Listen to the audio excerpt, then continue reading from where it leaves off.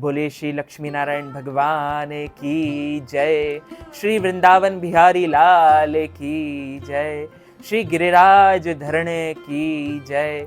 बाल कृष्ण लाल की जय। श्याम सुंदर श्री यमुने महारानी की जय। जगत गुरु श्री वल्लभाधीश की जय। गोसाई जी परम दयाल की जय। श्री गुरुदेव की जय। आज के आनंद की जय। रज रानी की जय। रस रानी की जय। श्री राधा रानी सरकार की जय।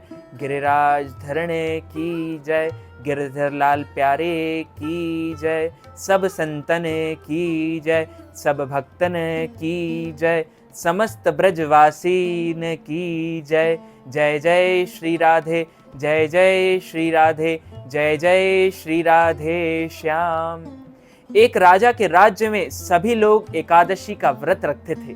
प्रजा तथा नौकरों चाकरों से लेकर पशुओं तक एकादशी के दिन अन्न नहीं दिया जाता था। एक दिन किसी दूसरे राज्य का एक व्यक्ति राजा के पास आकर बोला, महाराज कृपा करके मुझे नौकरी पर रख ले। तब राजा ने उसके सामने एक शर्त रखी कि ठीक है रख लेते हैं, किंतु रोज तो तुम्हें खाने को सब कुछ मिलेगा, पर एकादशी को अन्न नहीं मिलेगा। उस व्यक्ति ने उस समय हाँ कर ली, पर एकादशी के दिन जब उसे फलहार का सामान दिया गया तो वह राजा के सामने जाकर गिड़गिड़ाने लगा, महाराज इससे मेरा पेट नहीं भरेगा, मैं भूखा ही मर जाऊंगा, मुझे अन्न दे दो। राजा ने उसे शर्त की बात याद दिलाई, पर वह अन्न छोड़ने को राजी नहीं हुआ। तब राजा ने उसे आटा दाल चावल आदि दिए। वह नित्य प्रति की तरह नदी पर पहुंचा और स्नान कर भोजन पकाने लगा। जब भोजन बन गया तो वह भगवान को बुलाने लगा कि आओ भगवान, भोजन तैयार है। और उसके बुलाने पर पीतांबर धारण किए भगवान चतुर्भुज रूप में आ पहुंचे तथा प्रेम से उसके साथ भोजन करने लगे।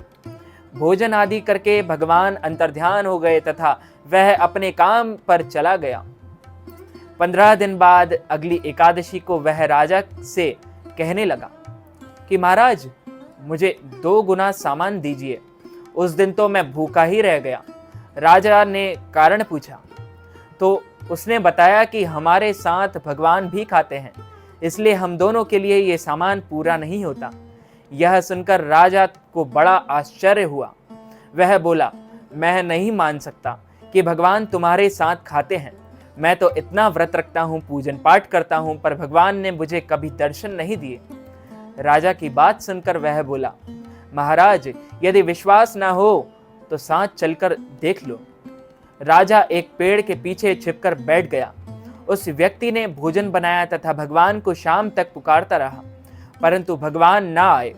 अंत में उसने कहा कि हे भगवान, यदि आप नहीं आए तो मैं नदी में डूबकर और कूदकर प्राण त्याग दूंगा। लेकिन भगवान नहीं आए। तब वह प्राण त्यागने के उद्देश्य से नदी की तरफ बढ़ा। प्राण त्यागने का उसका दृढ़ इरादा जान शीघ्र ही भगवान ने प्रकट होकर उसे रोक लिया और साथ बैठकर भोजन करने लगे।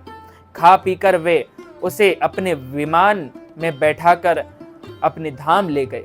यह देख राजा ने सोचा कि व्रत उपवास से जो तब तक कोई फायदा नहीं होता जब तक मन शुद्ध ना हो, इसलिए हमें हमेशा मन को शुद्ध रखना चाहिए। इससे राजा को ज्ञान मिला।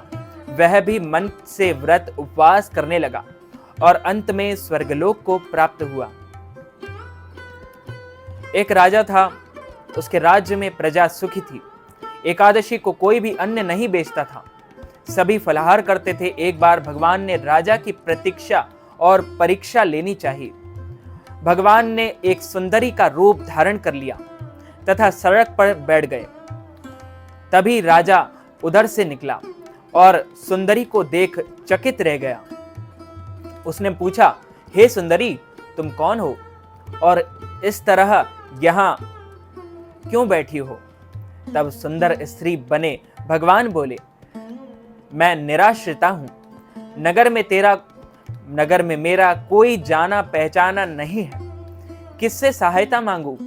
राजा उसके रूप पर मोहित हो गया। वह बोला, तुम मेरे महल में चलकर मेरी रानी बनकर रहो। सुंदरी बोली, मैं तुम्हारी बात मानूंगी, पर तुम्हें राज्य का अधिकार मुझे सौंपना ही होगा। राज्य पर मेरा पूर्ण अधिकार होगा। मैं जो भी बनाऊंगी तुम्हें खाना होगा। राजा उसके रूप पर मोहित था, अतः उसकी सभी शर्तें स्वीकार कर ली। अगले दिन एकादशी थी। रानी ने हुक्म दिया कि बाजारों में अन्य दिनों की तरह अन्न बेचा जाए, और उसने घर में मांस, मछली आदि पकवाए तथा परोसकर राजा से खाने के लिए कहा। यह देखकर राजा बोला, रानी, आज एकादशी है, मैं तो केवल फलाहार ही करूंगा। तब रानी ने शर्त की बात याद दिलाई और बोली, या तो खाना खाओ, नहीं तो मैं बड़े राजकुमार का सिर काट दूंगी। राजा ने अपनी स्थिति बड़ी रानी से कही तो बड़ी रानी बोली, महाराज, धर्म ना छोड़ो, बड़े राजकुमार का सिर दे दें। पुत्र तो फिर मिल जाएगा, पर धर्म नहीं मिलेगा। इसी दौरान बड़ा राजकुमार खेलकर आ गया। माँ की आंखों में आंसू देखकर वह रोने का कारण पूछने लगा, तो माँ ने उसे सारी वस्तु स्थिति बता दी। तब वह बोला, मैं सिर देने के लिए तैयार हूं। पिताजी के धर्म की रक्षा होगी, जरूर होगी। राजा दुखी मन से राजकुमार का सिर देने को तैयार हुआ तो रानी के रूप से भगवान विष्णु ने प्रकट होकर असली बात बताई। हे राजन, तुम इस कठिन परीक्षा में पास हुए। भगवान ने प्रसन्न होकर प्रसन्न मन से राजा से वर मांगने को कहा। तो राजा बोला, आपका दिया सब कुछ है, हमारा उद्धार करें। उसी समय वहां एक विमान उतरा। राजा ने अपना राज्य पुत्र को सौंप दिया और विमान में बैठकर परम धाम को चला गया।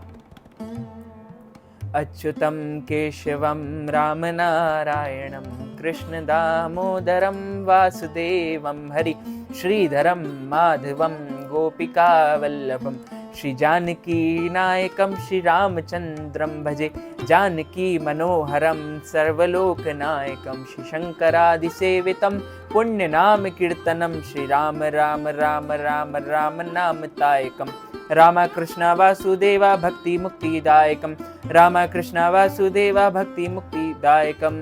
बोलिए श्री वृंदावन बिहारी लाल की जय, श्री गिरिराज धरण की जय, बाल कृष्ण लाल की जय, श्याम सुंदर श्री यमुने महारानी की जय, जगत गुरु श्री वल्लभाधीश की जय, गोसाई जी परम दयाल की जय, श्री गुरुदेव की जय, लाडले लाल की जय, आज के आनंद की जय, रजरानी की जय, रसरानी की जय, श्री राधा रानी सरकार की जय, सब संतन की जय, सब भक्तन की जय, समस्त ब्रजवासीन की जय। जय जय श्री राधे, जय जय श्री राधे, जय जय श्री राधे। देवउठनी एकादशी के निमित्त यदि आप ब्राह्मणों को फलाहार करवाना चाहते हैं, अन्नदान, वस्त्रदान, गौदान, तिलदान अथवा देवउठनी एकादशी के पारणा के निमित्त हमें कोई भी दान दक्षिणा आप प्रदान करना चाहते हैं, तो स्क्रीन पर दिख रहे QR कोड पर, बार कोड पर स्कैन करके हमें नगद राशि, धनराशि प्रदान करके देवउठनी एकादशी का संपूर्ण पुण्य लाभ प्राप्त कर सकते हैं। इस वीडियो को ज़्यादा से ज़्यादा लोगों तक शेयर कीजिएगा, लाइक कीजिएगा, कमेंट कीजिएगा और सब्सक्राइब करके बेल आइकन को भी ऑन कर लीजिए ऐसे ही नए नए वीडियोस देखने के लिए। आप सभी को सादर जय श्री कृष्ण, सादर जय सिया राम।